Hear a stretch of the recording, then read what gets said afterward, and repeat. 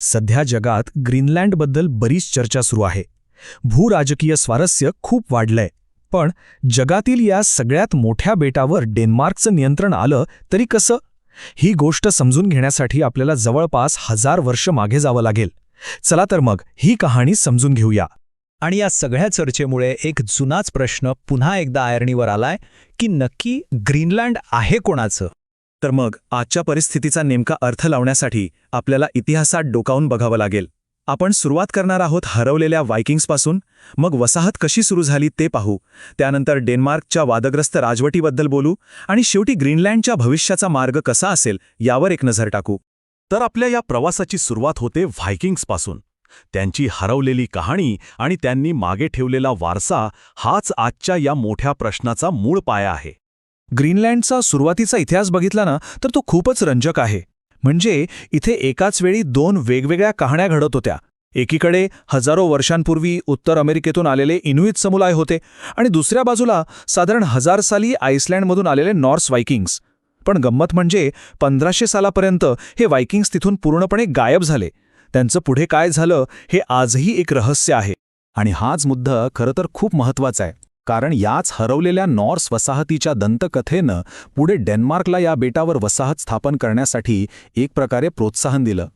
त्या हरवलेल्या वसाहतीच्या दंतकथेमुळेच युरोपचा ग्रीनलँडशी परत संपर्क झाला आणि याच संपर्कातून पुढे मिशनरी आले, मक्तेदारी सुरू झाली आणि खऱ्या अर्थाने वसाहतवादाची सुरुवात झाली. ह्या सगळ्याची सुरुवात केली हॅन्स एगेडे नावाच्या एका डॅनो नॉर्वेजियन मिशनरीने. ते 1712 मध्ये ग्रीनलँडला पोहोचले. खरं तर त्यांचा उद्देश होता की त्या हरवलेल्या नॉर्स लोकांना शोधून त्यांना प्रोटेस्टंट धर्मात आणायचं.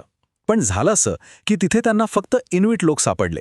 मग काय, त्यांनी आपलं लक्ष त्यांच्यावरच केंद्रित केलं आणि नकळतपणे वसाहतवादाची पायाभरणी केली. ही प्रक्रिया कशी घडली ते बघूया.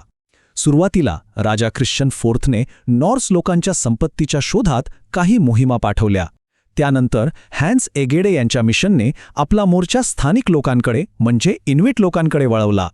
सुरुवातीला यात आर्थिक नुकसान होत होतं, तरीही धार्मिक आणि सार्वभौमत्वाच्या कारणांसाठी ही वसाहत चालूच ठेवली आणि शेवटी 1776 पर्यंत डेन्मार्कने ग्रीनलँडच्या संपूर्ण व्यापारावर आपली मक्तेदारी प्रस्थापित केली. पुढे 1814 मध्ये कीलचा तह झाला.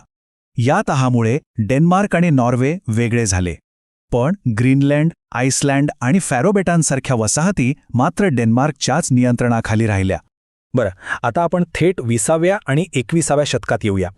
कारण इथे डेन्मार्कच्या राजवटीचे काही असे गडद पैलू समोर आले जे त्यांच्या दयाळू वसाहतवादी प्रतिमेला पूर्णपणे छेद देतात. नव्या संशोधनातून आणि काही माहितीपटांमधून अनेक धक्कादायक गोष्टी समोर आल्या आहेत. उदाहरणार्थ, इव्हिट्यूड नावाच्या ठिकाणी असलेल्या क्रायोलाइट खाणींचं प्रचंड शोषण झालं, ज्यातून मुठभर डॅनिश लोकांनी अमाप पैसा कमावला. इतकंच नाही, 1950च्या दशकात 22 इन्विट मुलांना सुशिक्षित करण्याच्या नावाखाली जबरदस्तीने डेन्मार्कला नेण्यात आलं. आणि 1960-70च्या दशकात तर हजारो ग्रीनलँडिक महिला आणि मुलींना त्यांच्या नकळत किंवा पूर्ण संमतीशिवाय गर्भनिरोधक साधने बसवण्यात आली. या आर्थिक शोषणाबद्दल प्राध्यापिका नाजा डायरेनरॉम ग्राउगार्ड काय म्हणतात ते ऐका. त्या स्पष्ट करतात की डॅनिश लोकांनी खाणींची अक्षरशः लूट करून मुठभर लोकांसाठी प्रचंड नफा कमावला. पण ही वस्तुस्थिती इतिहासाच्या पानांमधून मोठ्या प्रमाणात गायब आहे. या सगळ्या वादग्रस्त इतिहासाच्या पार्श्वभूमीवर आता आपण पाहूया की ग्रीनलँडने स्वशासनाच्या दिशेने प्रवास कसा केला. स्वायत्ततेच्या दिशेने 2 खूप मोठी पावलं उचलली गेली. पहिलं म्हणजे 1979चा होम रूल ॲक्ट. या कायद्यामुळे ग्रीनलँडला स्वतःची संसद मिळाली आणि देशांतर्गत बाबींवर काही प्रमाणात अधिकार मिळाले. त्यानंतर आलं 2008चं सेल्फ गव्हर्नमेंट ॲक्ट. याने तर ग्रीनलँडला कायदेशीर आणि राजकीय बाबींवर आणखी जास्त नियंत्रण दिलं आणि पूर्ण स्वातंत्र्याचा प्रश्नही अधिकृतपणे मान्य केला गेला. आणि सध्याची अधिकारांची विभागणी कशी आहे हे यातून अगदी स्पष्ट दिसतं.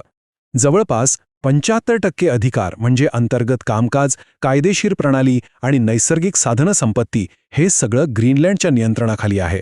तर उरलेले 25% ज्यात परराष्ट्र धोरण, संरक्षण आणि सुरक्षा यांसारखे महत्त्वाचे विषय आहेत ते आजही डेन्मार्क सांभाळतं. पण स्वातंत्र्याच्या या संपूर्ण चर्चेत एक खूप मोठा आर्थिक मुद्दा आहे. तो म्हणजे ग्रीनलँडला डेन्मार्ककडून दरवर्षी 3.4 अब्ज डॅनिश क्रोनर इतकं मोठं अनुदान मिळतं. आणि हे आर्थिक अवलंबित्व स्वातंत्र्याच्या मार्गातील एक सगळ्यात मोठा अडथळा मानला जातो. तर मग ग्रीनलँडच्या भविष्यात नेमकं काय आहे? ते पूर्ण स्वातंत्र्याचा मार्ग निवडतील की डेन्मार्कसोबतची युती कायम ठेवतील, की मग यातून काहीतरी अगदीच नवीन नातं तयार होईल? हा एक असा गुंतागुंतीचा प्रश्न आहे ज्याचं उत्तर आपल्याला येणारा काळच देईल.